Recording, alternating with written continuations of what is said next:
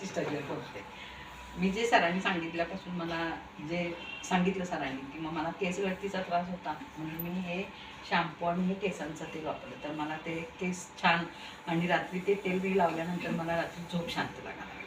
आणि face wash वापरला ना तर माझा चेहरा एकदम काळा होता, तो असा एकदम हे वाटायला लागला. हां, आणि मला असं वेगळंच काहीतरी हे ॲक्टिव्ह वाटायला लागलं असं.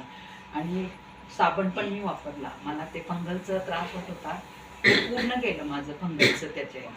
आणि आता मी दुसरे 2 प्रोडक्ट घ्यायचं हे आहे. माझ्या बहिणीसाठी मी हे कॅन्सरसाठी मी हे वापरलेलं आहे. तर माझी बहिणीला किमो केलं होतं तर ती अशी अशी हे व्हायची, कमकुवत व्हायची ती.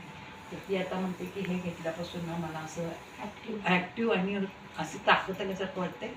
मला आता ते एवढं हे नको. तर आता मी माझ्या म्हणजे बहिणीच्या नातवासाठी ते किडोसेफ घ्यायचं म्हणून मी तयार व्हायला लागले. पण आता मी सांगते ह्यांना घ्यायचं आहे, ते हो म्हणतात पण त्यांनी घेतलं पाहिजे.